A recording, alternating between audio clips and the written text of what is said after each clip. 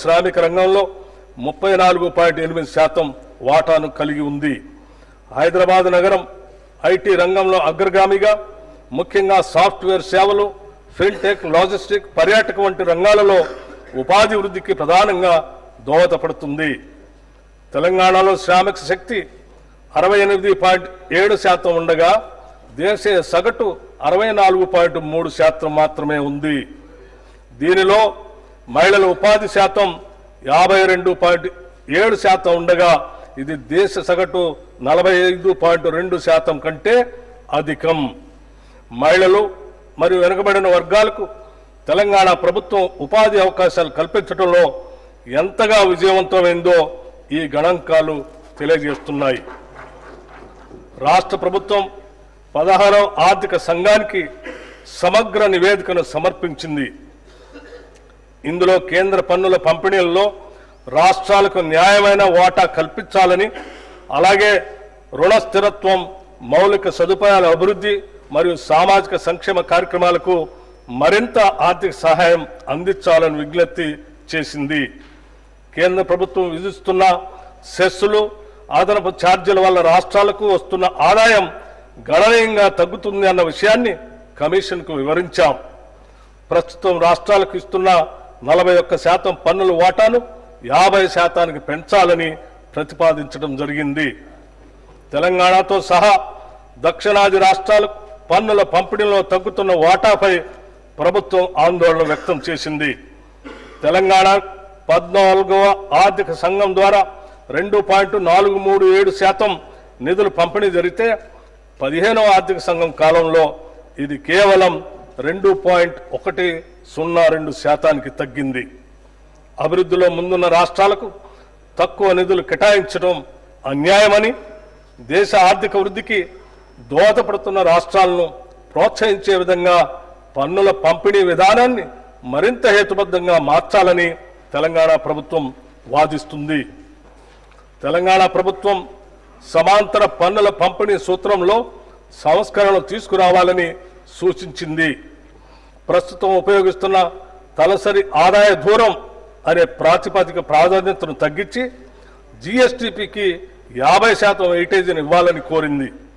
దేశ ఆర్థిక వృద్ధికి గణనీయంగా సహకరిస్తున్న రాష్ట్రాలకు మరింత హేతుబద్ధంగా వనరులు అందించడం ద్వారా దేశ అభివృద్ధిని ప్రోత్సహించాలని ఉద్దేశంతో ఈ సూచన ప్రతిపాదించడమైంది. మన న్యాయమైన వాటాను సాధించడంతో పాటు ఆర్థిక వనరులను సద్వినియోగం చేసుకుని ఆర్థిక వ్యవస్థను బలోపేతం చేయడానికి రాష్ట్ర ప్రభుత్వం కట్టుబడి ఉంది. మేము ప్రవేశపెట్టిన అభయహస్తంలోని ప్రతి అంశం సామాన్య ప్రజల కష్టాలను దృష్టిలో పెట్టుకొని రూపుదిద్దుకున్నవే.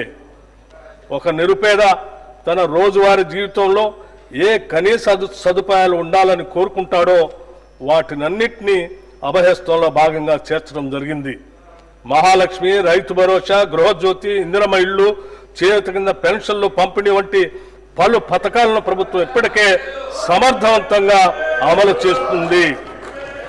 మన ఆడబిడ్డలు పనికి వెళ్ళాలన్నా, చదువుకోవటానికి బడికి వెళ్ళాలన్నా, లేదా మొక్కు తీర్చుకోవటానికి ఓ గుడికి వెళ్ళాలన్నా వారు ప్రయాణ ఖర్చుల గురించి ఆలోచించకుండా వెళ్ళటానికి మహాలక్ష్మి పథకం కింద 2023 డిసెంబర్ 9న తేదీన రాష్ట్రంలోని మహిళలందరికీ ఉచిత బస్సు సౌకర్యాన్ని ప్రారంభించాం. నేటి వరకు రాష్ట్ర వ్యాప్తంగా 7,227 బస్సుల్లో 149.63 కోట్ల ఉచిత ప్రయాణాలు మహిళలు చేశారు. దీని ద్వారా 5,05,95 రూపాయలు మహిళలకు కూడా ఆదా అయింది.